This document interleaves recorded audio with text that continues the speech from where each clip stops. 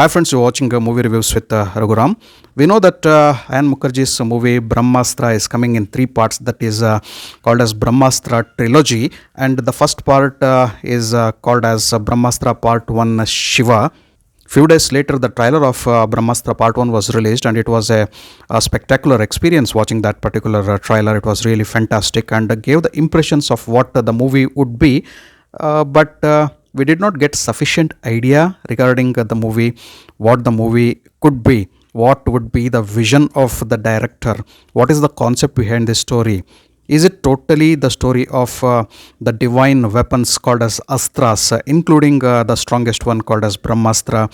Is it the story of a mythological connection with the human life in current day, that is a contemporary day? Is it a story which connects the divine and celestial beings and those celestial weapons known as astras, including the strongest one, Brahmastra, with the contemporary story, with the modern story running in India? So, a lot of speculations, lot of doubts, lot of queries were in the mind, especially after watching the trailer. Some things were cleared, many things were not cleared.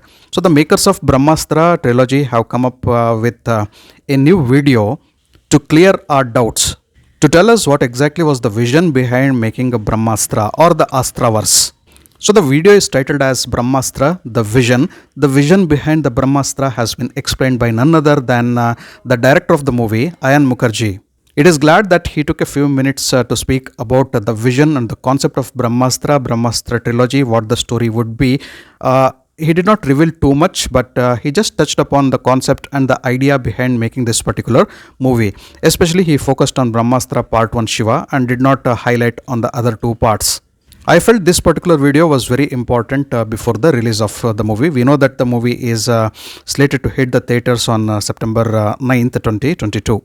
So Ayan Mukerji said that over the time period of last few years, they have worked on the concept of many astras or the divine or celestial weapons, and have tried to create an astraverse. So I feel plenty of research has been put into the movie by Ayan Mukerji and his team. So Ayan Mukerji narrates the story of how astras came into existence.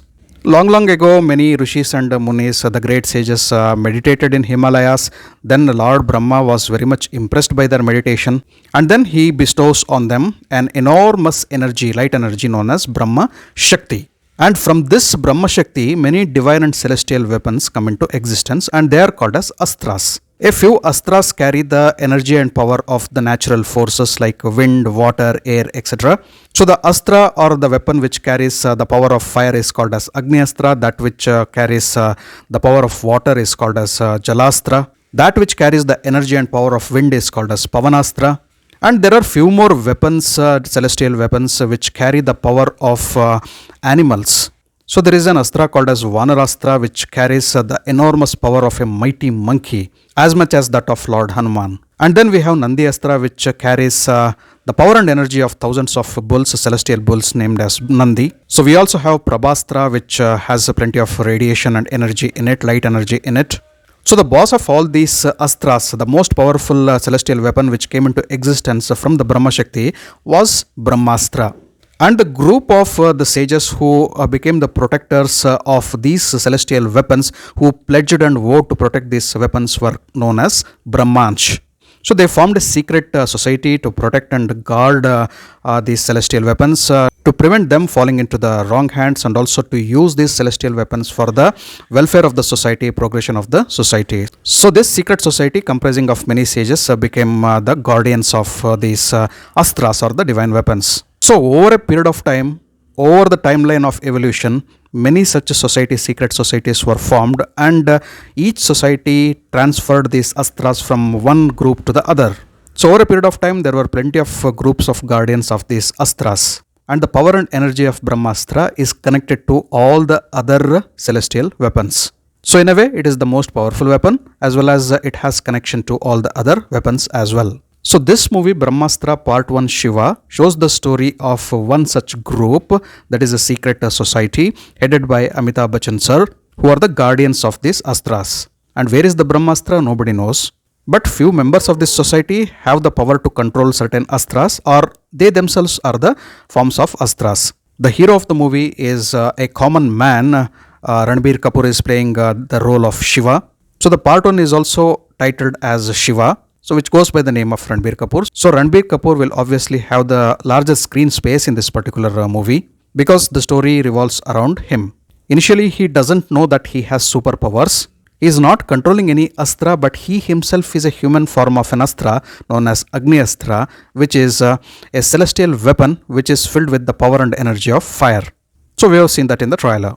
So this secret society has pledged to protect these weapons, celestial weapons, and to prevent bad people and bad forces reaching the most powerful weapon, that is Brahmastra.